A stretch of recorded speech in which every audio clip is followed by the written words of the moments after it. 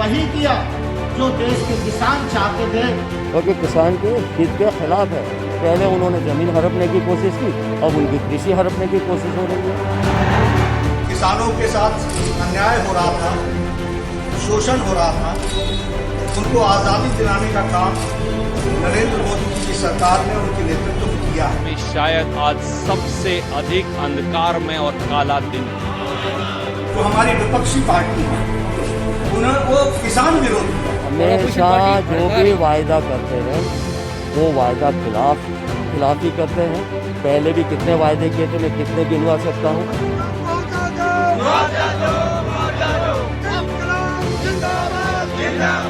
चलो हम rule book तैयार किया, रूल्स तो नहीं है, रूल बुक लेके क्या होगा, रूल्स तो नहीं है।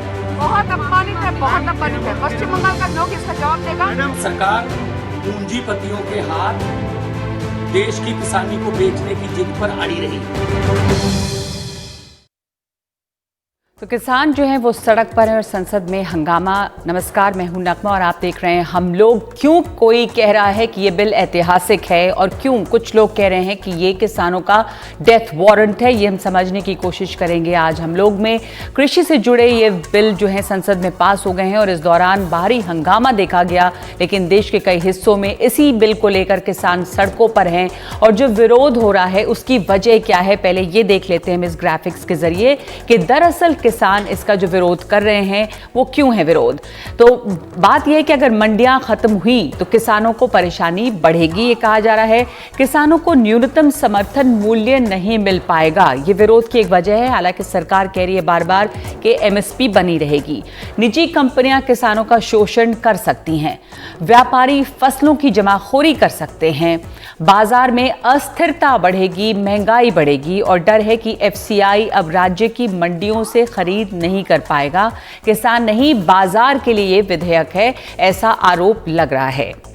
लेकिन सरकार इसे किसान के हित वाला बिल बता रही है। एक जो बिल है कृषि उपज व्यापार और वाणिज्य, जो संवर्धन और सरलीकरण का विधेयक था, इस बिल में एक ऐसा इकोसिस्टम बनाने का प्रावधान है जहां किसानों और व्यापारियों को मंडी से बाहर फसल बेचने की आजादी होगी। प्रावधानों में राज्य के अंदर और 2 राज्यों के बीच व्यापार को बढ़ावा देने की बात कही गई है। मार्केटिंग और ट्रांसपोर्टेशन पर खर्च कम करने की बात कही गई है।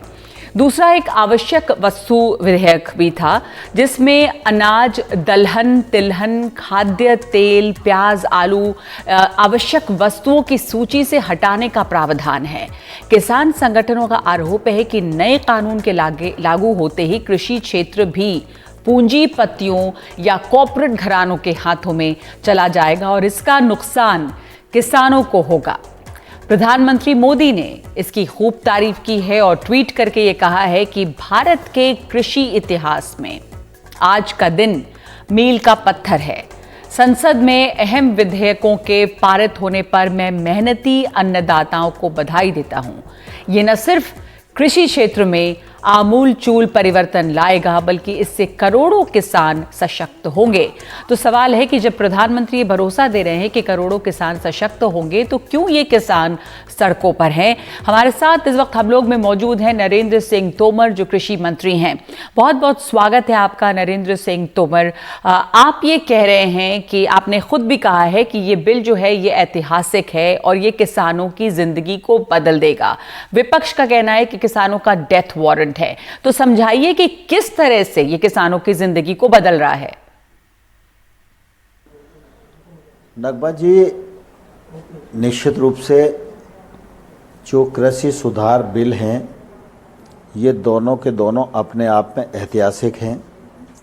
किसान के जीवन में क्रांतिकारी बदलाव लाने वाले हैं, खेती को समृद्ध बनाने वाले हैं,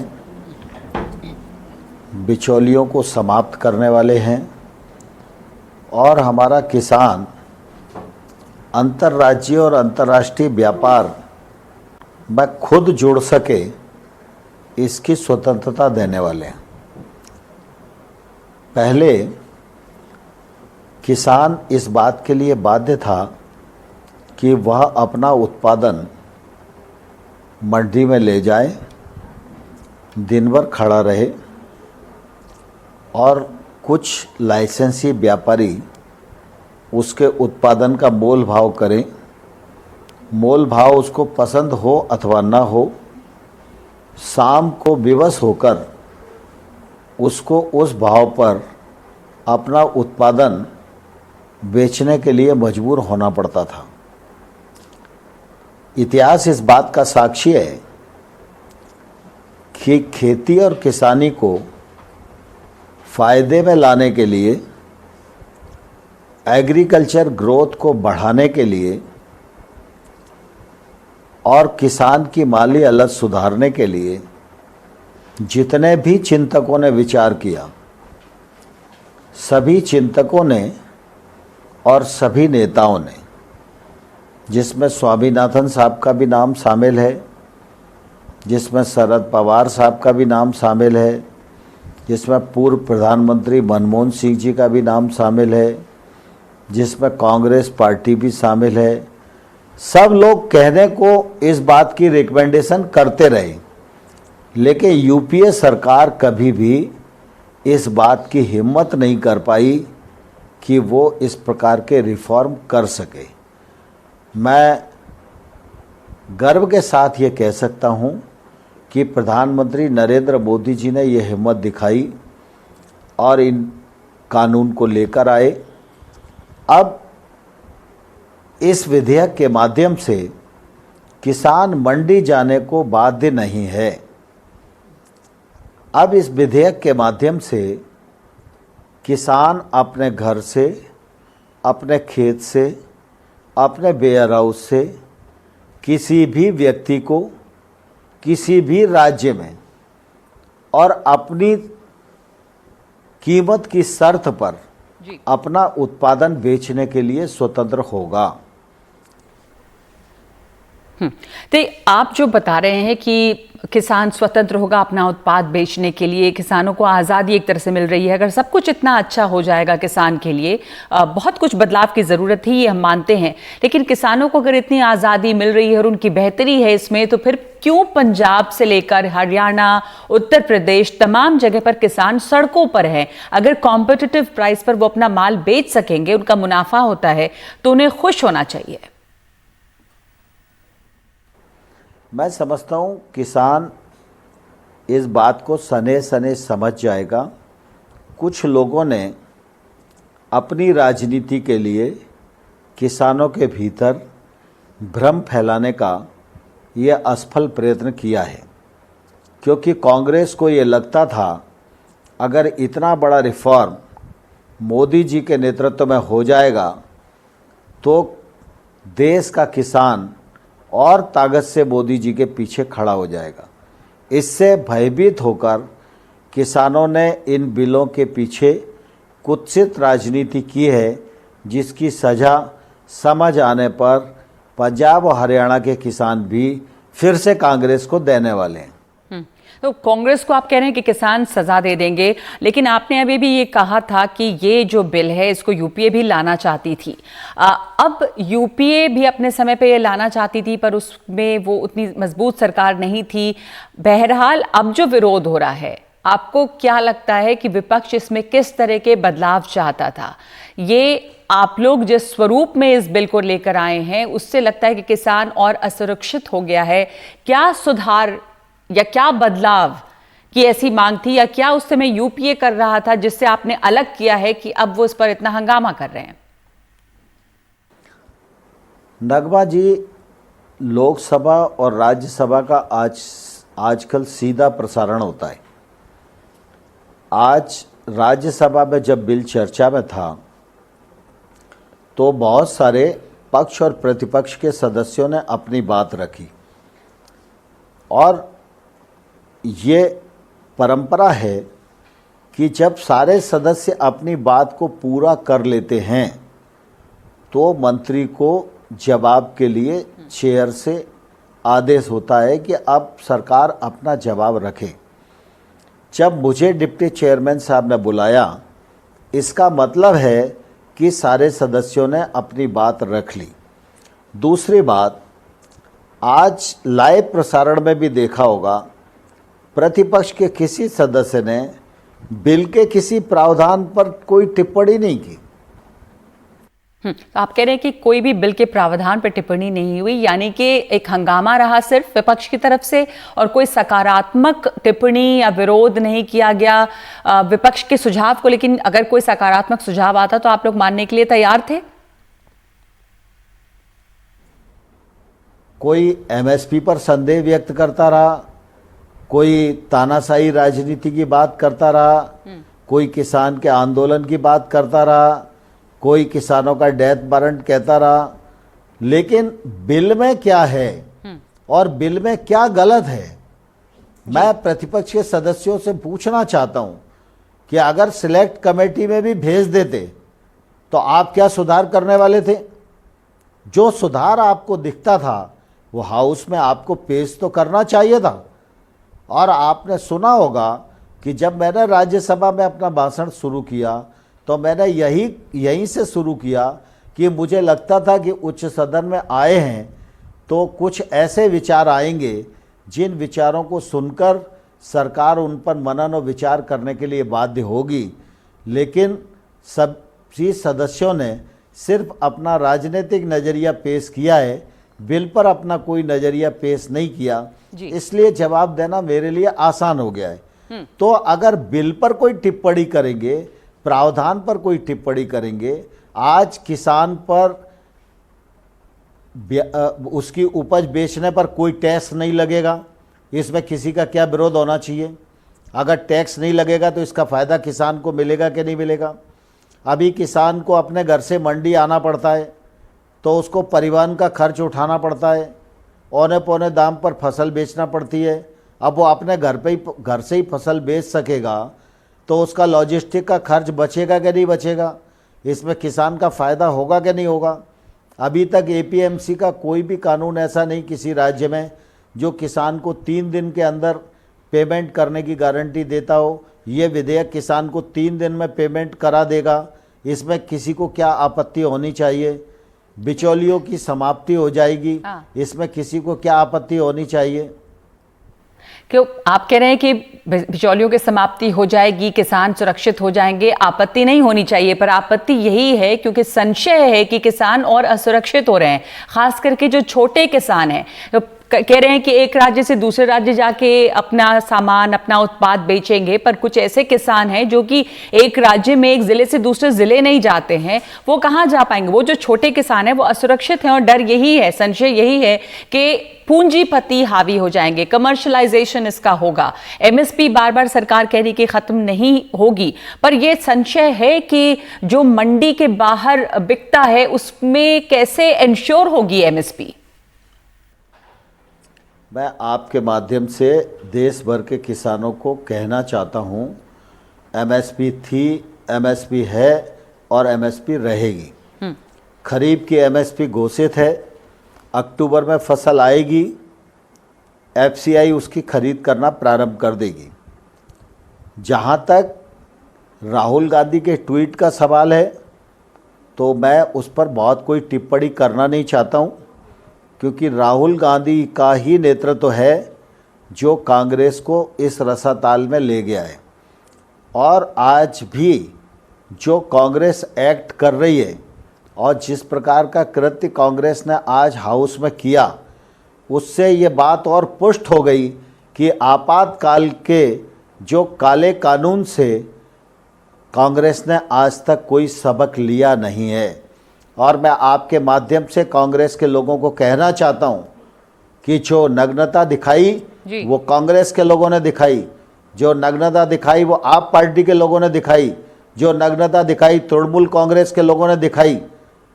चोरी भी करते हैं और सीना चोरी भी करते हैं, ये कहाँ तक सही है? जी, मैं ये पूछ रही हूँ कि जो बिचौलियों का बोलबाला था, जिस तरह किसानों का शोषण हो रहा था, जो करप्शन रहा, क्या उसकी मार बहुत झेलते रहे किसान, क्या वो खत्म हो जाएगा?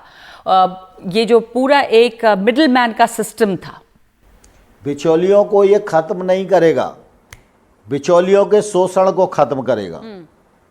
जो व्यापारी है अभी एक मंडी की परिधि में ही व्यापार करता है, उस मंडी का ही लाइसेंस उसे मिलता है। इस बिल के माध्यम से जहां एक और किसान पूरे देश में अपने माल को बेचने के लिए स्वतंत्र है, इसी प्रकार से व्यापारी भी मंडी के बाहर पूरे देश में व्यापार करने को स्वतंत्र है और इससे उसको फायदा ही होगा, नुकसान नहीं होगा। जैसे डेरेक ओब्रायन ने भी कहा कि आप लोग जो हैं वो किसानों की आमदनी को दोगुना करना चाह रहे थे 2022 तक, पर जिस तरह का ये विधेयक बिल पास हुआ है उससे तो 2028 तक भी आय दोगुनी नहीं होगी, क्योंकि ये तो कृषि क्षेत्र में तमाम छोटे किसानों को और असुरक्षित करता है और बाजार के रहमो करम पर उनको छोड़ देता है। डेरेक ओब्रायन को इसकी चिंता करने की जरूरत नहीं है।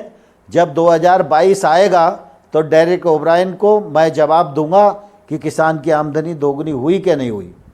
मैं आपसे आखिरी सवाल ये समझना चाह रही हूँ कि किसान जो असंतुष्ट हैं, भले ही आप कितना कहें कि ये बिल बहुत अच्छा है और किसानों को आज़ादी दे रहा है, लेकिन जो किसान असंतुष्ट हैं वो दिख रहा है सड़कों पर और वो विरोध कर रहे हैं, तो आप उन्हें कैसे मनाएंगे? अगर किसान नाराज रहते हैं और उन्हीं के लिए बिल आए हैं तो सरकार क्या करेगी?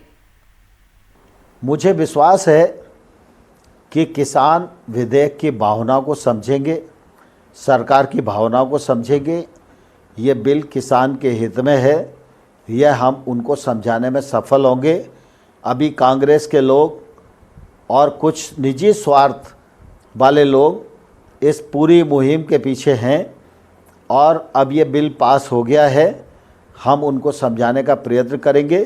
और मैं आपके माध्यम से देश भर के किसानों को कहना चाहता हूँ कि अगर उनके मन में किसी प्रकार की गलतफहमी है तो वो मुझे बताएं, मैं उनसे चर्चा करने के लिए हमेशा तैयार हूँ। बहुत शुक्रिया आपका नरेंद्र सिंह तोमर हमसे बातचीत करने के लिए। सरकार ये वादा कर रही है कि अगर किसान जो हैं वो नाराज़ रहते हैं तो सरकार उन्हें समझाने के लिए, उनकी बात सुनने के लिए भी तैयार है। इस वक्त हम एक ब्रेक लेंगे हम लोग में और आगे जुड़ेंगे हमारे साथ भूपेंद्र सिंह हुड्डा।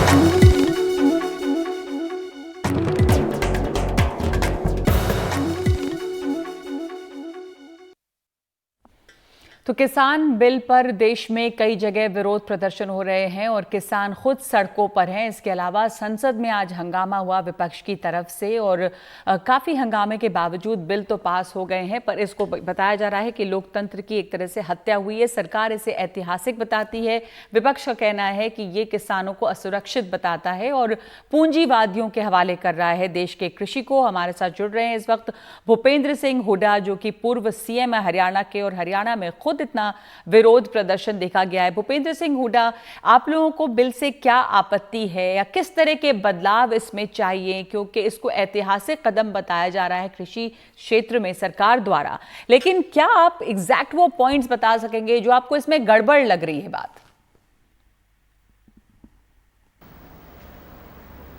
देखिए, 3 ऑर्डिनेंस आए हैं, तो इसमें क्या एक फ्री ट्रेडिंग है और इंटरस्टेट का कोई वो नहीं है। आज भी कोई रुकावट नहीं है। कोई अगर किसान बाहर जाके बेचना चाहता है तो बेच सकता है, लेकिन प्रॉब्लम क्या है, जो एक सिस्टम था एपीएमसी का, जिसका हमने कहा था भी इसको और विस्तार करना चाहिए, हमारा ये सोचना था।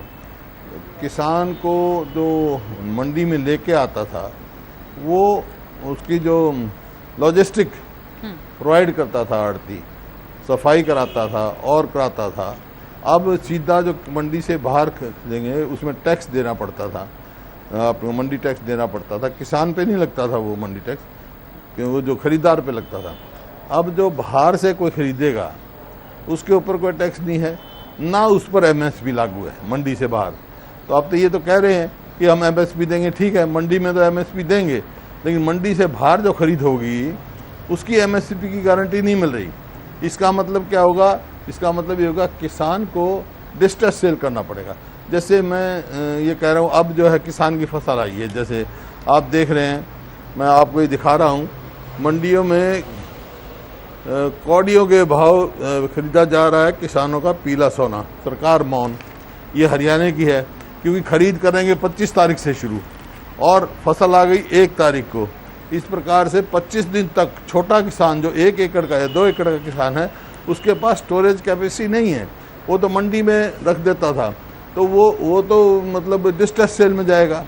और जो धन्नाड होगा, जो एग्रीगेटर होगा, प्रोसेसर होगा, जो वैल्यू एडिड करेंगे जो लोग, वो फिर अपने सप्लाई एंड डिमांड करके जब स्टोरेज कर लेंगे और जब डिमांड ज़्यादा बढ़ जाएगी तो उसकी कीमत बढ़ा देंगे, किसान को कुछ नहीं मिलने वाला। तो मेरा एक कहना है, सिर्फ एक ही बात मैंने कही, मैंने अपना आर्टिकल लिखा है 20 अगस्त ट्रिब्यून में, देखोगे आप ऑपेड में, तो उसमें साफ है, एक ही मेरा है कि भाई ठीक है, फ्री ट्रेडिंग करें, ठीक, कोई बात नहीं, कॉन्ट्रैक्ट फार्मिंग करें, कोई बात नहीं, लेकिन इसमें अमेंडमेंट ले आएँ और एक 4th ऑर्डिनेंस और ले आए, अब 4था बिल और ले आए कि कोई भी, चाहे वो एग्रीगेटर हो, चाहे कॉरपोरेटर हो, चाहे अपना कुछ भी हो, वो अगर बाहर से भी निर्धारित एमएसपी से कम खरीदता है तो he should be punishable in law, ताकि किसान की एक्सप्लॉयटेशन ना हो। तो ये मेरा तजुर्बा है। कॉन्ट्रैक्ट फार्मिंग का बात कहते हैं, मेरा नाम भी लिया उन्होंने एक आध जगह। देखिए, जो बार्ले है उसके लिए हमने एग्जाम्पल देखा, प्रयास किया, रूल्स बनाए, लेकिन कामयाब नहीं हुए। मक्का जिसकी एमएसपी है ही नहीं, उस टाइम मक्का की एमएसपी नहीं थी। आज मक्का किस भाव खरीद रहा है? जो भाव है एमएसपी का उससे 1/3 में जा रहा है, आधे से भी कम जा रहा है।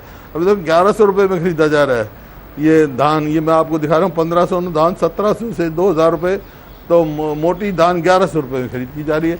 एमएसपी कितनी है?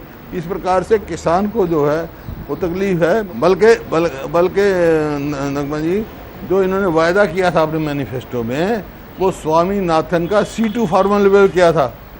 किसान को अगर बचाना है तो वो एमएसपी किसान को मिलनी चाहिए, मेरा ये कहना है। जी, लेकिन जो इसमें ये कहा जा रहा है और कि फ्री ट्रेड अगर होता है और उससे क्या होगा कि किसान जो है वो अपने प्रोडक्ट्स को अच्छी कीमत पर बेच सकेंगे, अपने उत्पाद को, और बिचौलियों का शोषण कम होगा। आपको नहीं लगता कि इससे बिचौलियों का शोषण कम होगा और ये इससे बहुत सारे किसानों को फ़ायदा भी होगा? क्यों आपको ये मोटे तौर पे किसान विरोधी लग रहा है? नहीं, देखिए, जो असली तो भाव की बात है। स्वामीनाथन साहब ने कहा था जितनी किसान की लागत है C2 फार्मूले पे, जिसमें लेबर भी है, लैंड रेंट भी है, वो सब मिला के, उसमें फर्टिलाइज़र का भी है, बीज की कॉस्ट भी है, ये सब मिला के वो कॉस्ट प्लस 50% प्रॉफिट, उसको वो एमएसपी फिक्स होनी चाहिए यूनिट पर। और वो स्वामीनाथन की भी रिकमेंडेशन है। वो मैं वर्किंग ग्रुप का चेयरमैन था, जिसके साथ मेरे पंजाब के चीफ मिनिस्टर भी मेंबर थे हमारे साथ, और बिहार के भी और बंगाल के भी। उसमें भी मेरी रिकमेंडेशन यही है। तो जो रिकमेंडेशंस आप लोगों ने दिए पहले, या यूपीए जिस तरह का बिल लाना चाहती थी, स्वामीनाथन साहब ने जिस तरह के सुझाव दिए, उससे इसमें क्या अलग है? किन बातों को छोड़ा गया है इसमें? जो मेन है एमएसपी की, वो उसमें नहीं रखा गया है। एमएसपी की रिकमेंडेशन यही है कि C2 फार्मूले पे एमएसपी फिक्स की जाए। तो ये है स्थिति। दूसरा, जो कॉन्ट्रैक्ट फार्मिंग में जो जिसको एतराज़ है, कि मेरा तजर्बा है इसमें, कि जो सेटलर लिखा है, मीडिएटर लिखा है, अभी तो आप मंडी में तो आड़ती होता था, वहाँ किसको ऑथराइज किया है? अगर there is dispute between contractor and farmer, तो फार्मर का रिकंसिलेशन कौन करेगा? वहाँ का SDM या ऑफिसर। कानून में जाने के मतलब लॉ में, सॉरी, लीगल कोर्स ले ही नहीं सकता है फार्मर, जो मैंने समझा है। तो ये बातें क्लैरिफाई करने की हैं, ये these are to be amended. तो जिन बातों के आप अमेंडमेंट की बात आप कर रहे हैं कि जो क्लैरिफाई, जिस पर स्पष्टीकरण होना था, उसी के लिए संसद में क्यों नहीं इन बातों को उठाया जोर शोर से विपक्ष ने? क्योंकि वहां पे हंगामा होता रहा और इन बदलावों की मांग वहां पर क्यों नहीं की? तोमर जी का कहना था कि विपक्ष तो सिर्फ रूल बुक लहराती रही और सांसद जो है वो टेबल पर चढ़ रहे थे, मर्यादा का उल्लंघन हुआ। जो बातें जो होनी चाहिए थी, वो वहां पर सकारात्मक विरोध जो होना चाहिए था, वो नहीं हो पाया। नहीं, मैं तो खूब कह दिया, मैं तो आर्टिकल लिखे। आप आर्टिकल लिखे, मेरा 20 अगस्त का आर्टिकल उठा के देखो। हमने तो असेंबली में डिमांड करी, गवर्नर को मिले हम, कि भाई स्पेशल सेशन बुलाओ, डिस्कस करो, इसको डिस्कस करो। और स्टेट सब्जेक्ट है ये, मतलब एग्रीकल्चर इज स्टेट लिस्ट में है, तो इसको डिस्कस करो, ऐसे थोपना ठीक नहीं। फिर कुल मिलाकर ये क्या लगता है कि ये किसानों को और असुरक्षित कर दिया गया है जो छोटे किसान हैं? वैसे ये कह रहे हैं, प्रधानमंत्री जी ने भी कहा है एमएसपी देंगे, ठीक कहा, बहुत अच्छी बात है, लेकिन जो मंडी से बाहर खरीद होगी, जो बड़े बड़े एग्रीगेटर्स लेंगे, कॉरपोरेटर्स लेंगे, कॉरपोरेट्स वो लेंगे, है जी। अब क्या है, अब मैं उत्तराखंड में फार्मर हूँ, मेरा भी कॉन्ट्रैक्ट होता है पंतनगर यूनिवर्सिटी से है, सीड पैदा करता हूँ। सीड तो एमएसपी से बहुत ज़्यादा बिकता है, क्योंकि उसमें ज़्यादा लागत होती है, ज़्यादा देख रेख करनी पड़ती है, तो ये प्रावधान नहीं है इनमें।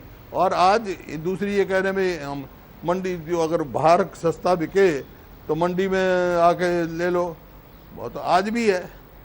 आज भी एमएसपी किस पे लागू है?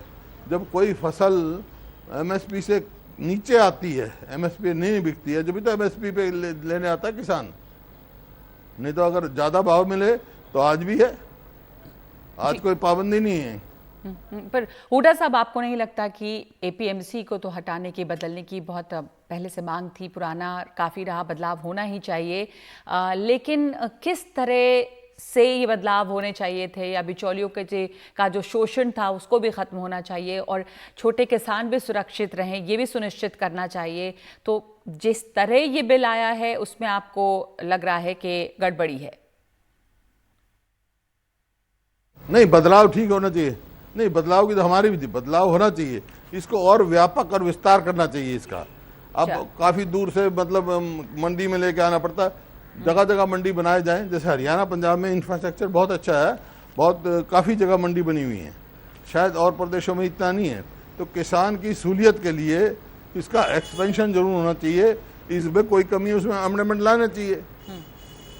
लेकिन ये जो है ना, जो कर दिया कि बाहर खरीदोगे तो कोई भाव दे, वो that is between farmer and वो डिस्ट्रेस सेल में जाएंगे, ये मेरे को एतराज है। अब तो वहाँ पे डिस्ट्रेस सेल होने लगेगी और इससे से जो किसान है वो असुरक्षित हो जाएंगे। ये तमाम चीज़ें हैं जिस पर और विस्तार होना चाहिए था। भूपेंद्र सिंह हुड्डा, फिर आप ये क्या सुझाव देंगे, यानी कि जो बिल पास हुआ है, आप क्या चाहेंगे कि सरकार उसमें किस तरह का बदलाव और करे जिससे आप लोग सबको संतुष्टि हो और लगे कि भाई ये किसान के हित में है ये बदलाव? क्या सुझाव है आपका? सुझाव दिया हमने, मैं आप दे रहा हूँ सुझाव, एक और बिल ले आए कि भाई कोई बाहर खरीदेगा, अगर एमएसपी से कम खरीदेगा तो he will be punishable in law, ये बना दें। तो अगर ये बना दें तो इससे आपको लगता है कि ये काफ़ी हद तक जो समस्याएं हैं वो ख़त्म होंगी कि अगर कोई जो बाहर में ख़रीद फरोख्त हो रही है उसमें एमएसपी से कम पर किसी हालत में नहीं कोई ख़रीदे, कोई व्यापारी या जो भी बड़े पूंजीपति है जो भी ख़रीदारी करते हैं मंडियों के बाहर में। बहुत बहुत धन्यवाद आपका भूपेंद्र सिंह हुड्डा से बातचीत करने के लिए, और किस तरह के बदलाव यहाँ पर चाहिए सुझाव आपने दिया। तो अब ये देखना है कि क्या सरकार इसमें कुछ सुझाव भी लाती है। ब्रेक के बाद इस चर्चा को हम जारी रखेंगे।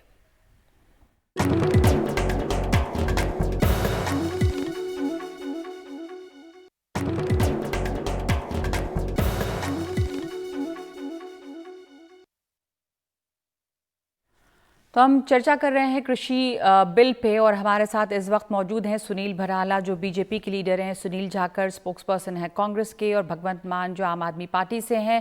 भगवंत मान, सबसे बड़ी समस्या इस बिल से आप लोगों को क्या है? क्योंकि एक तरह से ये इंश्योर कर रहा है कि किसान जो हैं वो अपने प्रोडक्ट को, अपने उत्पाद को खुले मार्केट में भी बेच सकते हैं, तो ये बड़ी क्रांति लाएगा, सरकार का ये कहना है। नगमा जी, देखिए, इससे पहले भी ऐसे क्रांतिकारी बिल इस गवर्नमेंट ने लाए, इसलिए लोग इस पर यकीन नहीं कर रहे हैं। जीएसटी को बड़ा क्रांतिकारी बिल कहा गया, आधी रात को नोटबंदी हुई उसको भी बड़ा क्रांतिकारी कहा गया, एनआरसी के बिल को भी बड़ा क्रांतिकारी कहा गया। जब भी कोई मतलब बिल आता है, मतलब कानून बनाती है सरकार, तो लोग खुशी मनाते हैं। मैं समझ गई कि सरकार तो कहेगी ही कि क्रांतिकारी है, पर मैं आपसे एग्जैक्टली पूछ रही हूँ कि आप एक बात बता दीजिए जिसमें आपको डर लग रहा है, संशय क्यों है आपको, क्यों आपको लग रहा है कि ये किसानों के लिए हितकारी नहीं है? देखिए, ये कह रही हैं कि अब किसान स्वतंत्र हो गया। मैंने अभी आपके इसी शो में नरेंद्र तोमर जी को सुना। असल में आज के बाद किसान गुलाम हो जाएगा। 80% से ऊपर पंजाब का किसान भी 4 या 5 एकड़ का मालिक है, वो तो अपनी जो उसके आसपास उसके रेडियस में 4-5 किलोमीटर में जो मंडी है वहां पर फसल लेकर जाने के लिए भी उसको बड़ी मशक्कत झेलनी पड़ती है। पंजाब का किसान महाराष्ट्र में, कोलकाता में जाकर कैसे बेचेगा और कैसे श्योर कर सकते हैं? सुषमा स्वराज जी ने, नगमा जी, जब वो विपक्ष में थी तब कहा था कि एटीएम तो अभी आया है, जो आड़ती है, जो बिचौलिया जिसकी कह रहे थे नरेंद्र तोमर जी के व्यापारियों की लूट से पहले बहुत वो तो सुनील भराला जी, मैं आपसे चाहूंगी कि आप इस पर जवाब दें कि जो वो 80% जो किसान हैं जो दूसरे जिले में भी नहीं जाते, वो कहाँ जाएंगे दूसरे राज्यों में, और वो बहुत बड़े पैमाने पर असुरक्षित हो जाते हैं। मैं यही कह रहा हूं कि ये पूंजीपतियों के हाथों से बेच, भराला साहब से मैं इस पर जवाब चाह रही हूँ। पूंजीपतियों के हाथों में बेच दिया है। हाँ, अच्छा, ठीक है, खेती को भी ठीक, आपका कहना है कि पूंजीपतियों के हाथों में एक तरह से बेच रहे हैं, यही विपक्ष का कहना है। तो सुनील झाकड़ साहब हमारे साथ मौजूद है, जो कांग्रेस के प्रवक्ता हैं। आपकी मुख्य आपत्ति क्या है? हमने नरेंद्र तोमर जी से बात की, सरकार का ये कहना है कि इनको अब और छूट मिल रही है कि आप कॉम्पिटिटिव प्राइस पर बेच सकते हैं। तो जो आपकी मुख्य चिंता है वो क्या, इसमें आप क्या सुधार चाहेंगे जिससे आपको लगे कि ये बिल बेहतर होता है? नगमा जी, मेरी चिंता है कि किसान के लिए कानून वो सरकार बना रही है जिसको किसान के बारे में कुछ भी पता नहीं। मैं क्षमा चाहूँगा, छोटा मुंह बड़ी बात, पर मैं चाहूँगा कि माननीय प्रधानमंत्री मोदी साहब, कृषि मंत्री तोमर जी, राजनाथ जी अभी बात कर रहे थे, और पूरी बीजेपी की सरकार हिंदुस्तान के किसान से माफ़ी मांगे, क्योंकि वो बार बार कह रहे हैं कि किसान को आज़ाद कर दिया कि वो अपनी फसल कहीं भी ले जाके बेच सकता है।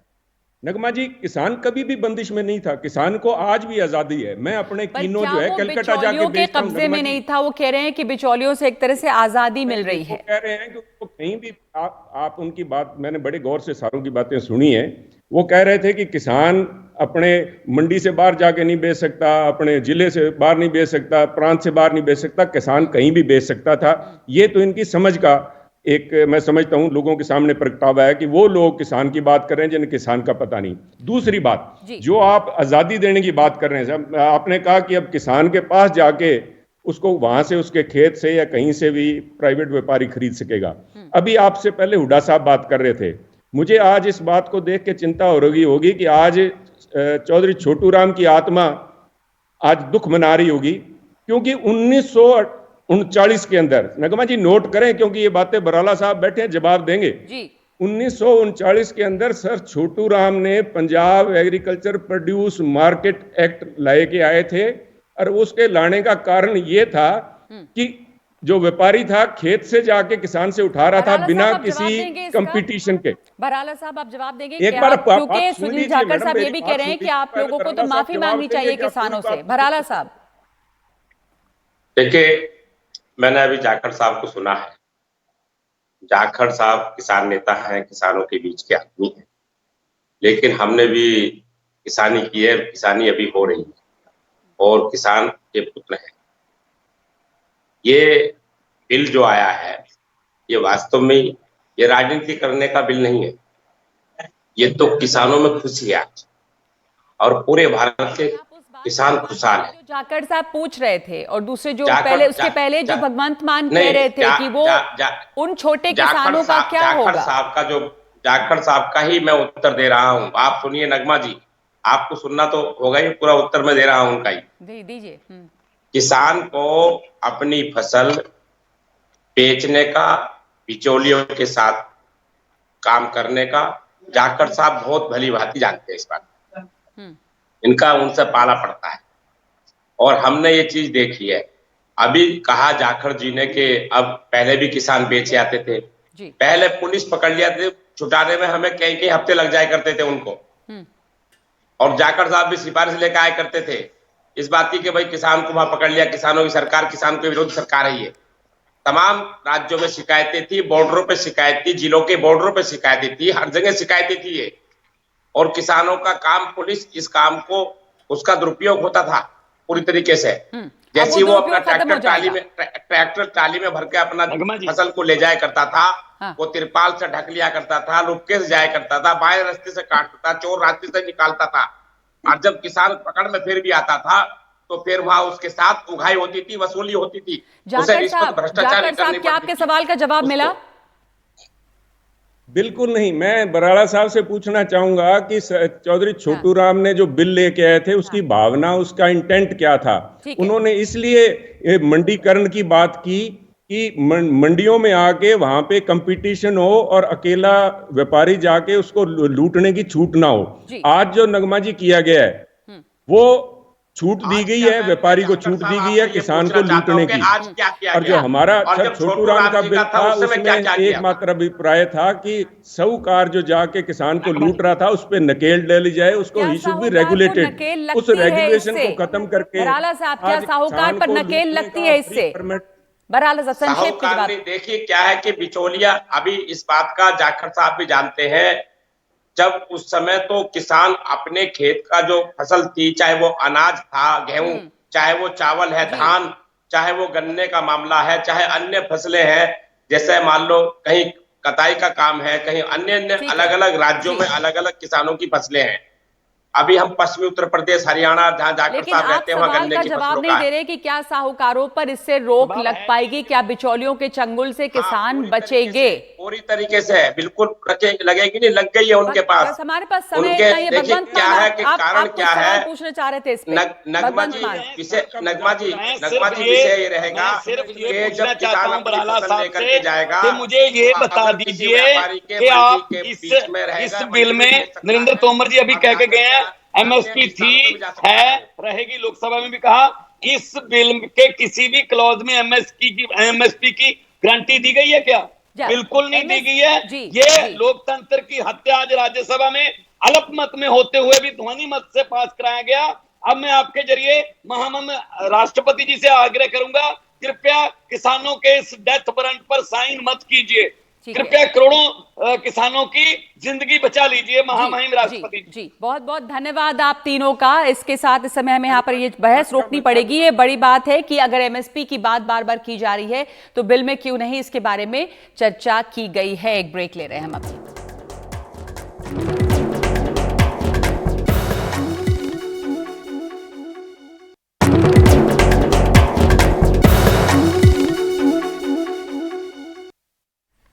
तो किसानों का विरोध प्रदर्शन सड़कों पर जारी है और साथ साथ विपक्ष, और ये भी कहा जा रहा है कि आप देख सकते हैं कि किस तरह का हंगामा जो है आज संसद के अंदर रहा और संसद के बाहर जो है वो रोड पर किसान रहे। अब देखना ये है कि बिल तो पास हो गया है तो उसमें किसी तरह की गुंजाइश है कि जो विरोध किसान कर रहे हैं उनकी बात सरकार सुने। जैसा नरेंद्र तोमर जी ने हमसे कहा कि अगर किसान अपनी शिकायत लेकर हमारे पास आएंगे तो हमसे बात भी करेंगे।